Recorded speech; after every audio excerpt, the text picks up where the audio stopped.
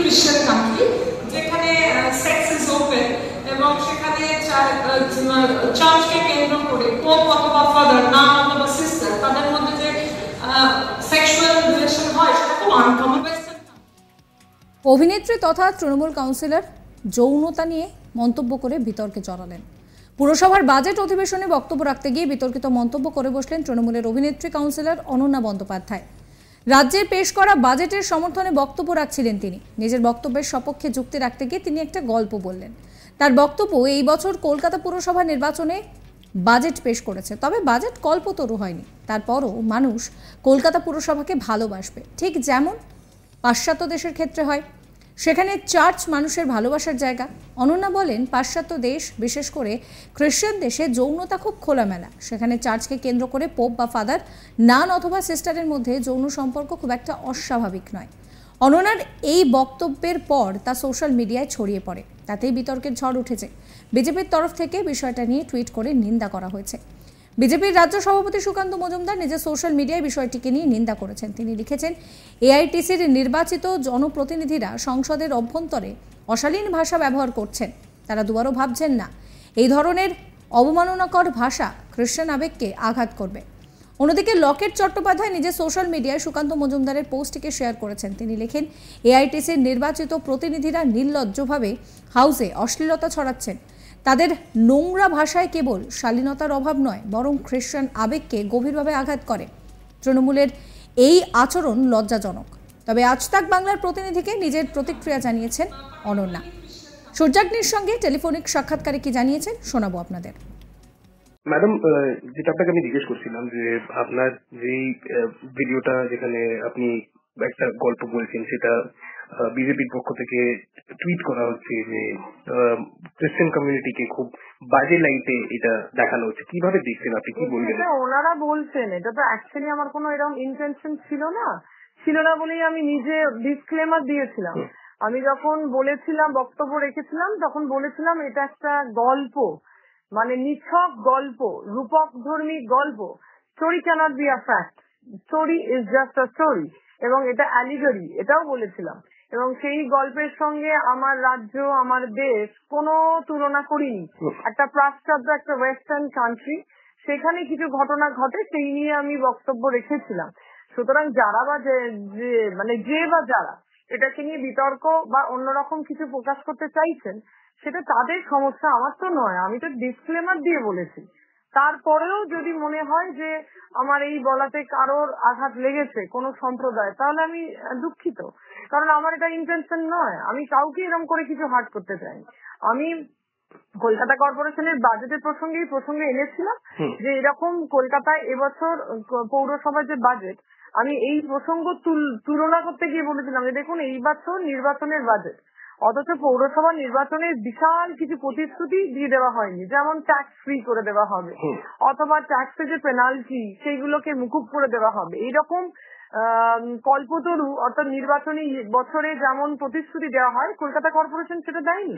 কিন্তু কি করেছে বলুন তো, আরো গভীরে ঢুকে কলকাতা কর্পোরেশনের যে মিউনিসিপ্যাল অ্যাক্ট, তাকে সংশোধন করেছে পরতে প্রত্যেকটা আর্টিকেল, তাকে সংশোধন অর্থাৎ রিফর্ম এবং রিভিজিটের মধ্য দিয়ে এটাকে অনেক বেশি ফ্লেক্সিবল করেছে, ভায়াবল করেছে, যাতে এই পুরনো অ্যাক্ট এখনকার বাস্তবের মতন হয়ে ওঠে, যাতে মানুষ আগামী দিন তার সুযোগ পায়। অর্থাৎ এটা এক্ষুনি হয়তো দেখা যাচ্ছে না কিছু, কিন্তু এটা আসলে মূল বা ভিত্তি, যেটা থেকে কলকাতা কর্পোরেশন নিজের পায়ে ঘুরে দাঁড়াবে। এই আলোচনা করতে গিয়ে আমি বলেছিলাম, বিদেশে তো এমন অনেক কিছু ঘটনা ঘটে, তা বলে সেখানে এই আমি ফাদার এবং নানের কথা বলেছিলাম সেখানে সেক্স ওপেন, এবং সেখানে এরকম সেক্সুয়াল রিলেশন নিয়ে খুব একটা আনকমন ঘটনা নয়। কিন্তু তা সত্ত্বেও সেখানে চার্চের প্রতি মানুষের বিশ্বাস, ভরসা আছে। এইটা তুলনা করতে গিয়ে আমি এই কথাটা বলেছিলাম। কোন সম্প্রদায় বা ব্যক্তিকে আমি আঘাত করতে চাইনি। একটা জিনিস করছি, আপনার কি মনে হচ্ছে যে পুরো ক্লিপটা থেকে জাস্ট আউট অফ কনটেক্সট এই পার্টটাই মানে আমার মনে হচ্ছে না এটা তো ইন্টেনশনালি করা হয়েছে? আমি তো 16 মিনিটের বক্তব্য রেখেছিলাম। কলকাতা কর্পোরেশনের বাজেটেও বিশাল বিশাল প্রতিশ্রুতি দেওয়া হয় না, কমিটমেন্ট দেওয়া হয়নি এই বছর, যে নির্বাচনের বছরে। কিন্তু তাহলেও মানুষের কলকাতা কর্পোরেশনের প্রতি আস্থা, ভরসা, বিশ্বাস কোনো নষ্ট হয়নি। কারণ এখানে যেটা করা হয়েছে সেটা আগামী দিনের ভবিষ্যৎ অ্যাক্টকে সংশোধন করা হয়েছে, যেটা দেখা যাচ্ছে না, যেটা ইনট্যাঞ্জিবল অ্যাসেট হয়েছে। তাই আমি এটা তুলনামূলক একটা কথা বলেছিলাম। সেই জায়গা থেকে আমার রাজ্য, আমার দেশ, তার বাইরে গিয়ে একটা ওয়েস্টার্ন কান্ট্রি, তারও কোনো নাম নেই, এবং সেখানে একটা খ্রিস্টান কান্ট্রি যেখানে এই ধরনের ঘটনা ঘটে, সেই কথা আমি তুলেছিলাম। সুতরাং এরা যে এডিট করে করে শুধু ওই গল্পটুকুনি নিচ্ছে এবং সেটা যে একটা বিশেষ রাজনৈতিক উদ্দেশ্য, সেটা তো পরিষ্কার হয়ে গেছে। যারা বাজেটে দেখেছেন, শুনেছেন, যারা বাজেট কভার করেছেন পুরোটা 16 মিনিট, তারা তো বুঝেছেন যে আমি কার সঙ্গে কার তুলনা করেছি। মেয়র নিজে টুইট করে বলেছেন যে পার্টি আর টিএমসির লেজিসলেটিভ পার্টি একদমই এটাকে সমর্থন করে না। আপনি যে স্টেটমেন্টটা রেখেছেন, আপনাকে শো অফ করা হয়েছে। আমার স্টেটমেন্টের বিষয় নিয়ে কিন্তু মেয়র সাহেব যতটা বলেছেন তার চেয়ে বিরোধীদের এই কথা এবং তাদের এই যে মানে আমার বক্তব্যকে ঘুরিয়ে পেঁচিয়ে শুধু যেই অংশটুকু নিয়ে আমি ফাদার এবং নানের কথা বলছি সেইটুকুনি ঘুরিয়ে যেভাবে মানুষের কাছে ভুল বোঝাচ্ছে, তার বিরুদ্ধেও তো বলেছে। আপনি কি কোনো লিগ্যাল অ্যাকশন নেবেন যারা এই টুইটটা করছে বা তাদের এগেইনস্টে, বা বিজেপির কোনো ভেবে দেখলে আপনাকে জানাবো। তবে আমার দল আমাকে যা বলেছেন যে কেন এটা বলেছেন তার উত্তর দিতে আমি নিশ্চয়ই উত্তর দেবো, এবং সবচেয়ে বড় কথা আমি ডিসক্লেমার দিয়ে বলেছি, এবং সেই জায়গায় আমার কাছে আমার বক্তব্য খুব স্পষ্ট। তার সত্ত্বেও যদি কোনো ব্যক্তি, যদি কেউ কোনো সম্প্রদায় আঘাত পেয়ে থাকে, তার জন্য আমি দুঃখিত। অভিনেত্রী তথা তৃণমূল কাউন্সিলর যৌনতা নিয়ে মন্তব্য করে বিতর্কে জড়ালেন। পুরসভার বাজেট অধিবেশনে বক্তব্য রাখতে গিয়ে বিতর্কিত মন্তব্য করে বসলেন তৃণমূলের অভিনেত্রী কাউন্সিলর অনন্যা বন্দ্যোপাধ্যায়। রাজ্যের পেশ করা বাজেটের সমর্থনে বক্তব্য রাখছিলেন তিনি। নিজের বক্তব্যের সপক্ষে যুক্তি রাখতে গিয়ে তিনি একটা গল্প বললেন। তার বক্তব্য, এই বছর কলকাতা পুরসভা নির্বাচনে বাজেট পেশ করেছে, তবে বাজেট কল্পতরু হয়নি। তারপরও মানুষ কলকাতা পুরসভাকে ভালোবাসবে, ঠিক যেমন পাশ্চাত্য দেশের ক্ষেত্রে হয়। সেখানে চার্চ মানুষের ভালোবাসার জায়গা। অনন্যা বলেন, পাশ্চাত্য দেশ, বিশেষ করে খ্রিস্টান দেশে যৌনতা খুব খোলামেলা। সেখানে চার্চকে কেন্দ্র করে পোপ বা ফাদার, নান অথবা সিস্টারের মধ্যে যৌন সম্পর্ক খুব একটা অস্বাভাবিক নয়। অনন্যার এই বক্তব্যের পর তা সোশ্যাল মিডিয়ায় ছড়িয়ে পড়ে, তাতেই বিতর্কের ঝড় উঠেছে। বিজেপির তরফ থেকে বিষয়টা নিয়ে টুইট করে নিন্দা করা হয়েছে।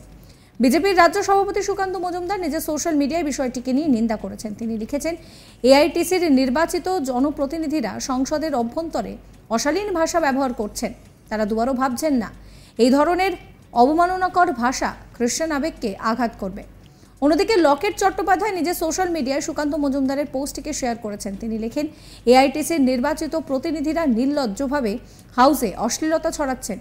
তাদের নোংরা ভাষায় কেবল শালীনতার অভাব নয়, বরং খ্রিস্টান আবেগকে গভীরভাবে আঘাত করে।